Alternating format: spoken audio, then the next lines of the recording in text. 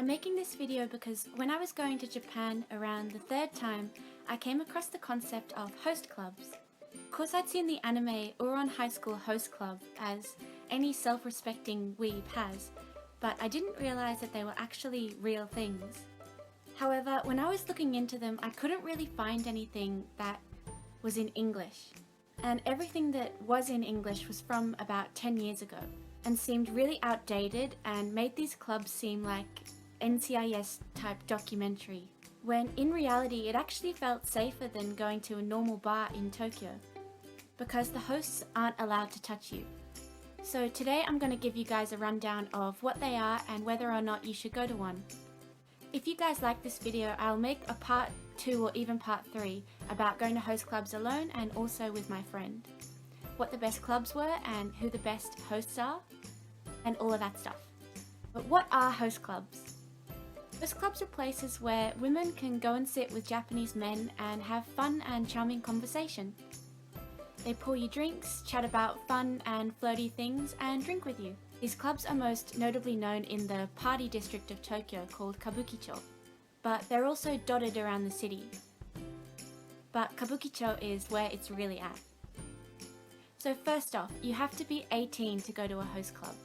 But you can't have alcohol in Japan until you're 20. Every time I went to one, whether I was in Tokyo, Kyoto or Osaka, alone or with my friend, I got asked for ID. Even at some normal bars and restaurants, I got asked for ID. This seemed like a new thing because of the Rugby World Cup going on and also because of the Olympics. So make sure you have your ID with you. Also, you will need to know a little Japanese, at least conversational. My Japanese is really terrible and I should be studying more, but I'm too busy dating samurai boys on my PS Vita, so there's that. So I worked for the Rugby World Cup in 2019 and I went to a few host clubs alone. My friend did come along with me when she came to Tokyo. She spoke no Japanese, but she got by using body language and a little bit of English, depending on the host. Finding clubs to go in.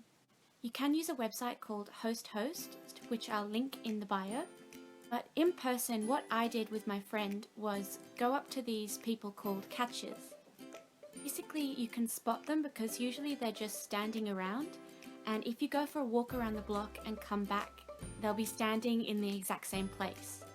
So go to the ones that appear to be Japanese because the foreign ones will most likely scam you and take you to a sketchy bar. Trust me, it happened to me.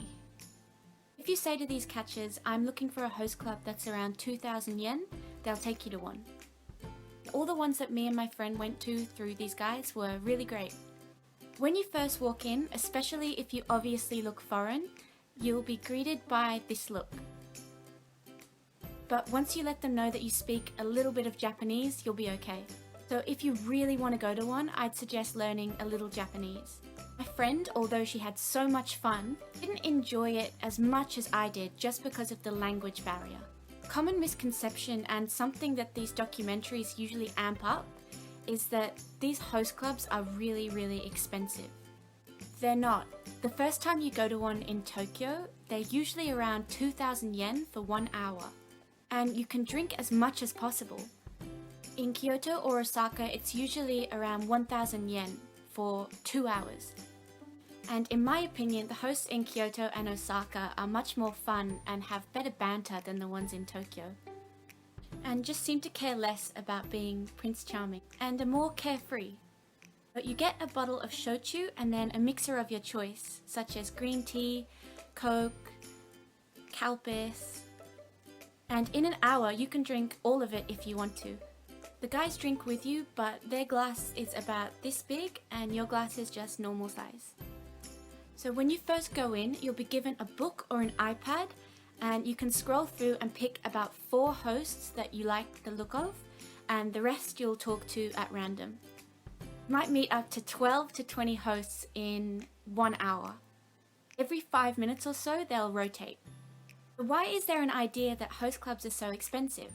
Well, it's only the first time you go that you'll get this cheap rate, because the club wants you to fall in love with one host and then come back and pay hundreds or thousands of dollars to get into the club and then pay to request him, and then pay for champagne.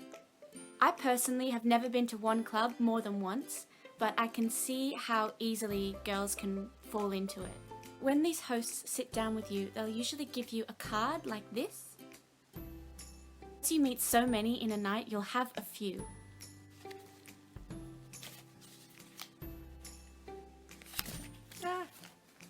If you are planning to go to host clubs while you're in Japan, I'd say to make sure that you have a budget. Brush up on your Japanese language, and also remember to remind yourself that it is just a fantasy world. The flattery and adoration can be nice, but at the end of the day, it's their job. Anyways, I hope you guys like this video. Please leave any questions about Japanese host clubs or Japanese culture in the comments.